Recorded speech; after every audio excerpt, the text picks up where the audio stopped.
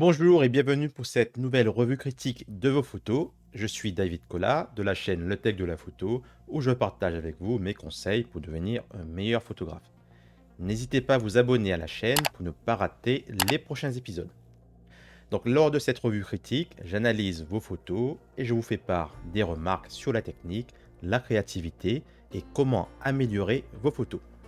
Alors, même si j'essaye d'être le plus objectif possible, il ne s'agit que de mon avis personnel, de comment j'aurais à votre place réalisé la photo, donc ce n'est pas du tout un retour absolu sur la qualité de vos photos. Et si vous souhaitez vous aussi faire partie de la prochaine revue critique, il vous suffit de rejoindre la communauté Le Tech de la photo avec le lien dans la description.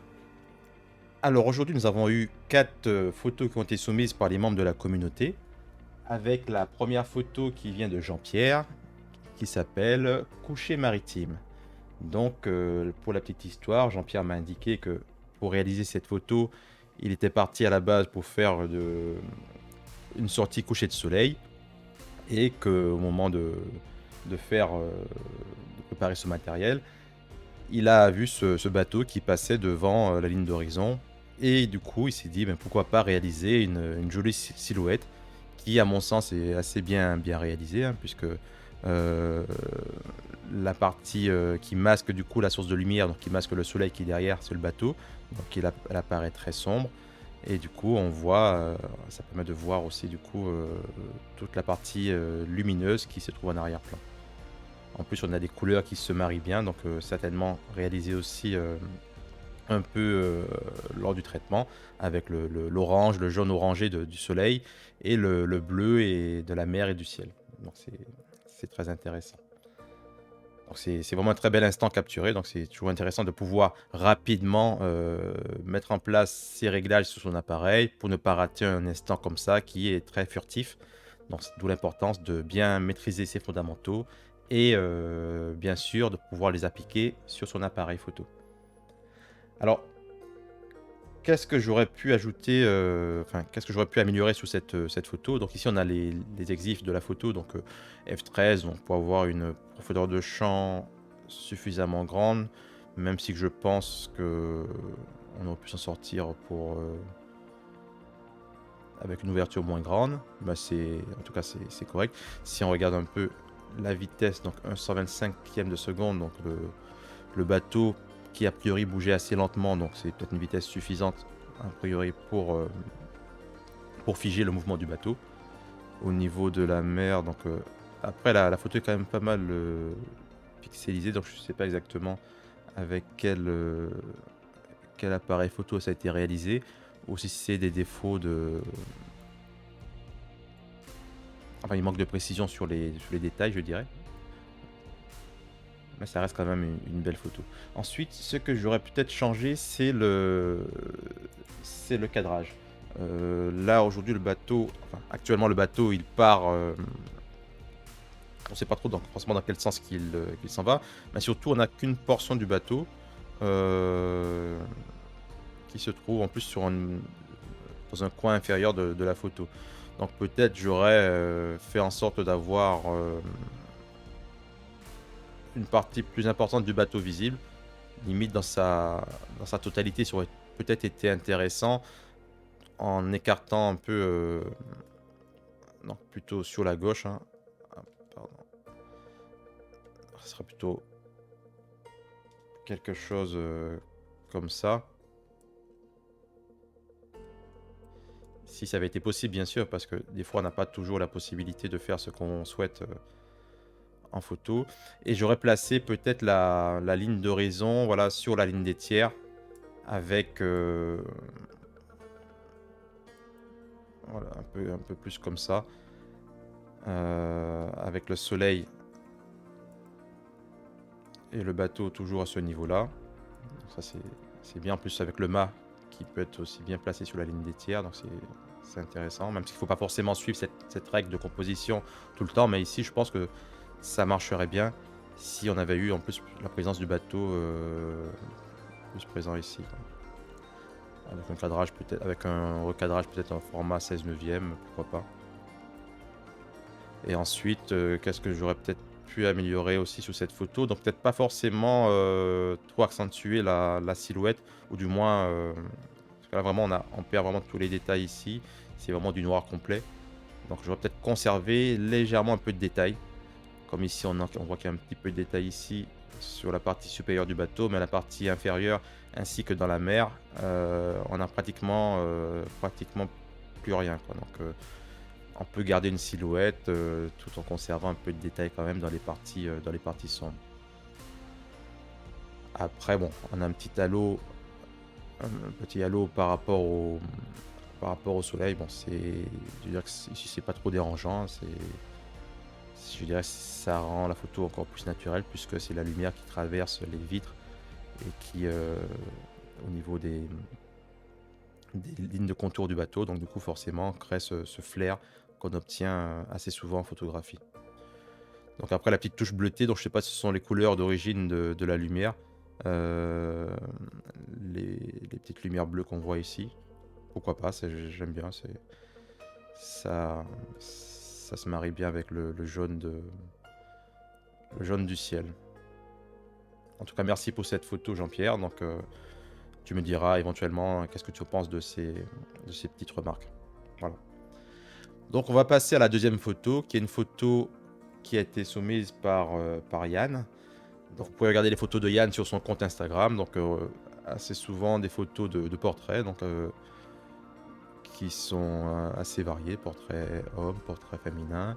Et avec aussi quelques photos de rue, donc photos de création artistique de rue. Donc, c'est assez sympa. Donc, si vous avez quelques secondes à regarder le compte de Yann sur Instagram.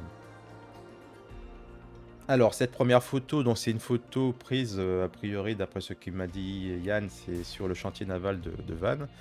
Et donc, son intention artistique à l'origine était de créer cet effet de cerf-volant qui est tenu par cet homme au premier plan et qui tient ce bateau, qui est bien sûr porté par une grue, mais avec les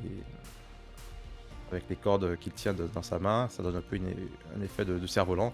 Alors je dirais que cet effet est vraiment réussi, puisqu'on a vraiment l'impression que le bateau est en train de voler et que cet homme le retient avec les cordes. Donc au niveau des paramètres des exifs de la photo, donc tu ne m'as pas fourni l'ouverture. Donc je n'ai que la vitesse, donc 1/320 de seconde, ISO 100, avec une focale de 18 mm. Donc là, a priori, c'est une photo réalisée en pleine journée. Donc il n'y a pas de souci au niveau des réglages. L'exposition, bon, est bonne. Euh, la première remarque que je ferai, c'est par rapport à la mise au point. Là, aujourd'hui, la mise au point est plutôt réalisée au niveau a priori, au niveau du bateau, qui lui apparaît net. Par contre, du coup, l'homme au premier plan, lui, est flou. Et peut-être pour justement accentuer cette idée de l'homme qui tient le cerf-volant, j'aurais peut-être gardé l'homme au premier plan un peu plus net que ça l'est actuellement, pour renforcer du coup l'histoire, que c'est cet homme qui tient le cerf-volant et pas forcément le cerf-volant tout seul, quoi. Donc pas le bateau vraiment tout seul qui doit paraître net. Donc voilà, donc il a fallu peut-être faire la mise au point sur l'homme au premier plan, en veillant bien sûr à avoir quand même une profondeur de champ suffisante pour avoir aussi le bateau relativement net. Mais là, je pense qu'en pleine journée, ça n'aurait pas été un souci pour le réaliser. Donc voilà, donc peut-être juste modifier un peu la mise au point.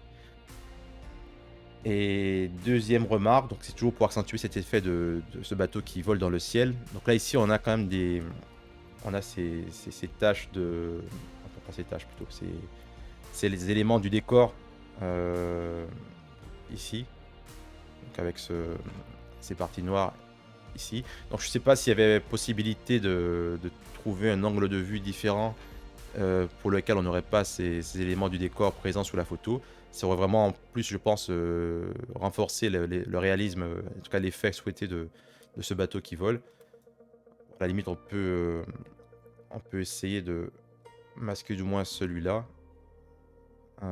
pour voir ce que ça aurait pu donner.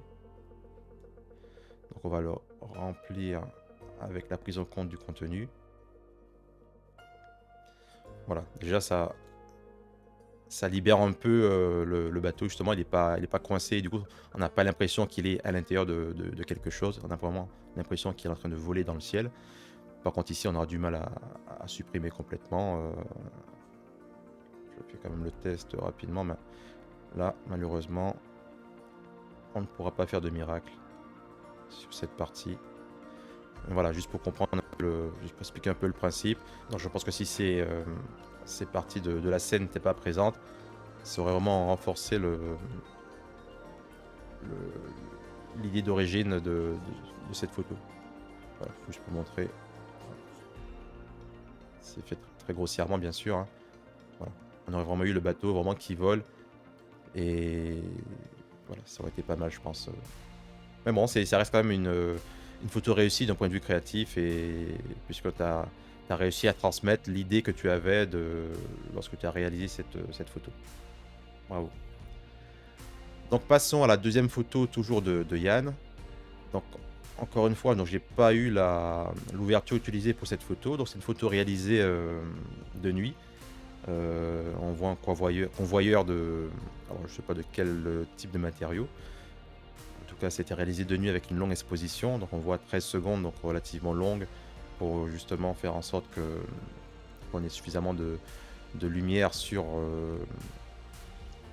l'objet qui, je pense, devait être assez dans la pénombre, et également pour avoir le ciel présent sur la photo. Donc ISO 800 forcément pour éviter, enfin pour avoir suffisamment de lumière pour son exposition. Alors, qu'est-ce qu'on aurait pu améliorer sur cette photo? Alors déjà, il y a un petit élément qui m'attire un peu l'œil. Donc, je ne sais pas si c'est la lune ou pas. C'est la présence de, alors, de ce halo qu'on voit ici. Est-ce que c'est la lune qu'on voit derrière le convoyeur, ou est-ce que c'est le traitement de la photo qui laisse apparaître cette partie-là? Je sais pas trop. En tout cas, c'est vrai que ça attire un peu l'attention. Après, ce qui est souvent le cas lorsqu'on fait des photos de nuit en zone plus ou moins urbaine, donc on a souvent des mélanges de couleurs qui sont liés à la pollution lumineuse, hein, donc des villes. Et donc peut-être que j'aurais corrigé un peu ces teintes qu'on voit ici, les teintes un peu magenta dans les coins, pour que ça soit un peu moins présent. Donc ça, on peut le faire avec un filtre de saturation. Donc on va sélectionner le magenta et on va transformer un peu la couleur plus vers le bleu. Voilà. Comme ça, le magenta apparaît plus bleu. Et après, on peut même, je dirais, renforcer le côté bleu avec un autre filtre. Et donc là, on va ajouter toute la saturation. Donc sans forcément aller trop loin non plus. Voilà, pour renforcer du coup les deux couleurs principales de cette photo, à la fois le bleu pour le ciel et le jaune pour ce convoyeur au centre. Voilà, donc c'est peut-être juste un petit détail, mais je trouve que ça permet de nettoyer un peu la photo et de faire en sorte que les dominantes de couleurs soient vraiment le jaune et le bleu.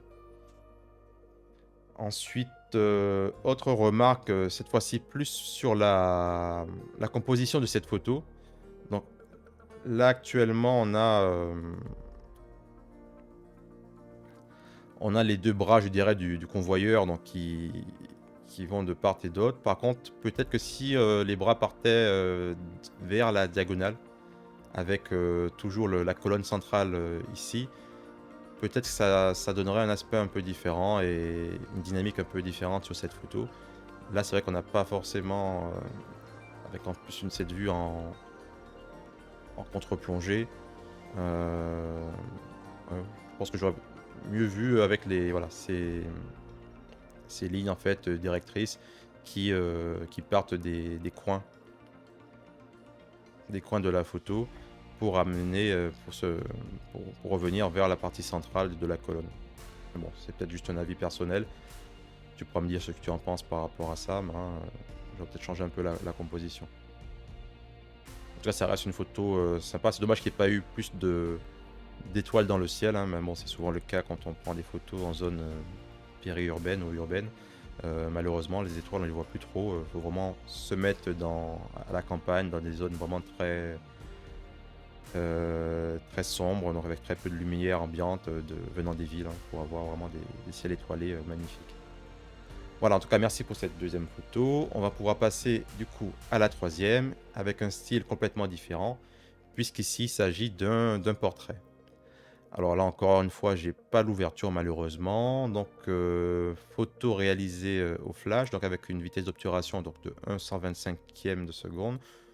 Alors, en général, quand on fait des photos flash, on essaie quand même d'être au maximum de la vitesse d'obturation pour éviter toute lumière ambiante. Donc, je sais pas si c'est un choix volontaire de laisser 1/125e de seconde ou pas. Donc, tu pourras me le dire éventuellement. Si c'est un appareil Canon, en général, la vitesse d'obturation est plutôt aux alentours de 1/200e ou 1/250e. Donc là, plutôt 1/200e de seconde pour la vitesse max d'obturation pour les photos au flash. ISO 200, donc c'est correct. Et une focale de 35 mm, donc qui est une focale assez courante pour des photos de portrait.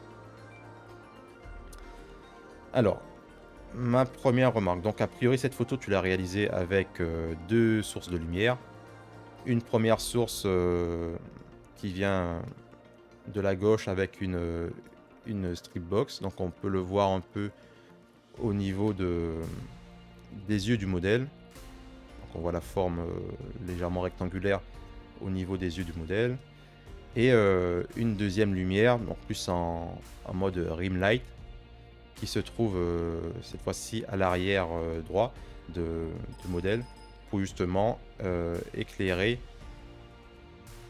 tout le contour du modèle. Donc c'est un setup, je dirais, assez classique, hein. Donc une lumière principale pour éclairer globalement le modèle et une lumière à l'arrière pour juste éclaircir les contours, de redessiner un peu les contours du modèle qui se trouve du coup dans la partie sombre. Alors, mes remarques, donc il y a quelques remarques. Donc déjà, la photo en elle-même, je trouve que l'intention et il y a vraiment quelque chose qui se dégage, une émotion qui se dégage dans cette photo, puisque le modèle est un regard très présent. La pose est intéressante, même la tenue, je dirais, je trouve que ça matche bien avec la photo. Euh, Qu'est-ce qui aurait pu être amélioré? Alors, premièrement, déjà le cadrage. Alors, je ne sais pas si ce cadrage a été fait pour justement masquer des éléments perturbateurs de la photo, mais le fait que ce soit pas un cadrage, je dirais, traditionnel en photo, c'est un peu étrange. Et surtout que là, ça coince un peu beaucoup le modèle sur cette photo. Donc, je vais peut-être utiliser un cadrage plus classique pour laisser un peu respirer cette photo. Donc, on peut voir rapidement ce que ça peut donner. On va rapidement essayer de remplir tout ça.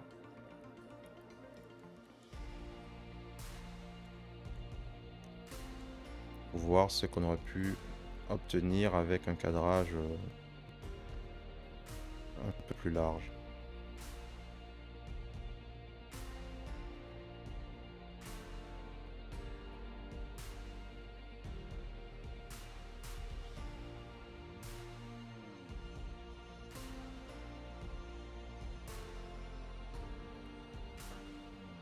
Voilà. Donc je pense qu'avec un cadrage voilà, qui laisse un peu plus d'espace au modèle, ça aurait été plus intéressant. Plutôt que ce cadrage un peu en mode 16 neuvième, je dirais, qui est un peu moins. Enfin, qui est pas un cadrage courant pour du portrait. Donc toujours penser aussi à son cadrage, hein, ça a aussi de son importance dans la réalisation de la photo. Alors ensuite, qu'est-ce qui aurait pu être amélioré dans cette photo? Donc je trouve qu'il y a quand même une partie qui est très sous-exposée, C'est cette zone qu'on voit, qu'on voit ici. Voilà, c'est carrément du noir complet, hein. Voilà. Ici, on voit qu'il n'y a plus aucun détail. On est vraiment sur du noir complet sans détail. Donc, voilà. Donc, ne pas forcément trop supprimer les détails sur la photo, surtout que c'est le sujet principal. Donc, qu'est-ce qu'on peut améliorer? C'est peut-être déplacer un peu, faire le modèle se tourner légèrement vers la lumière, la source de lumière principale sur la gauche, pour justement éclaircir un peu cette partie qui est, à mon sens, un peu trop sombre. Et en fait, à l'inverse, sur la partie éclairée par la rim light, donc la lumière qui vient de l'arrière, donc on a ici une photo qui est légèrement, une zone qui est légèrement surexposée, avec là aussi une perte de détail, cette fois-ci dans les hautes lumières.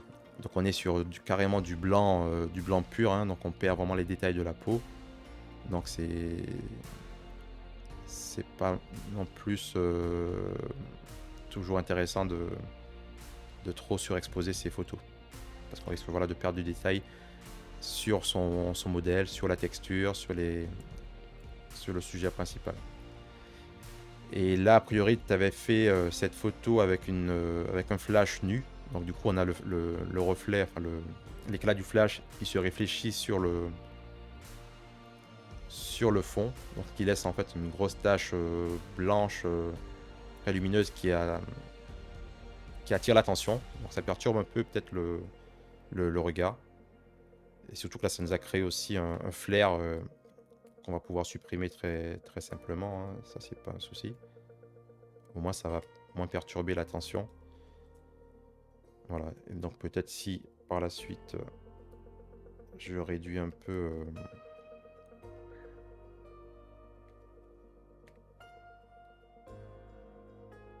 juste ce reflet du flash en arrière-plan,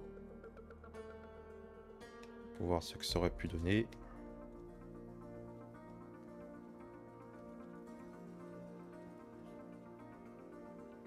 Voilà, juste pour ne pas que ça attire en fait trop l'attention du spectateur par rapport au...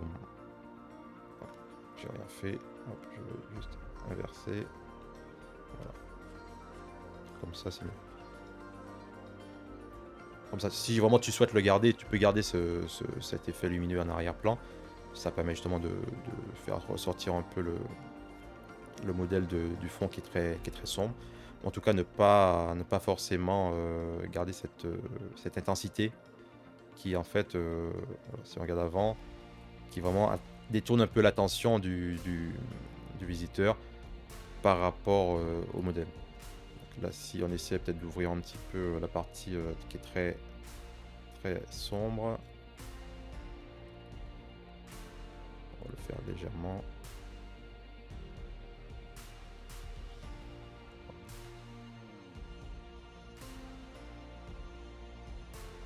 Non, là j'ai fait une bêtise, j'ai inversé. Je vais plutôt effacer.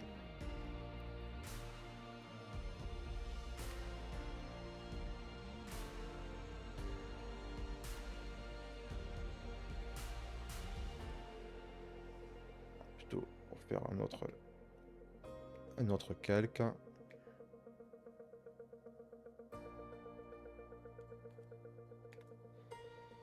Et cette fois-ci, on va éclaircir tous ceux qui se trouvent à l'ombre.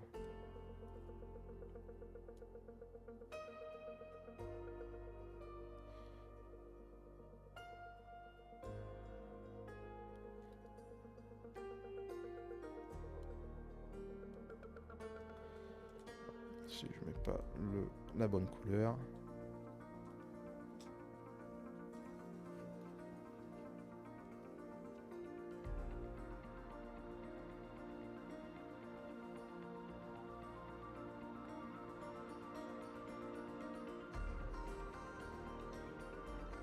Voilà, juste pour récupérer un peu de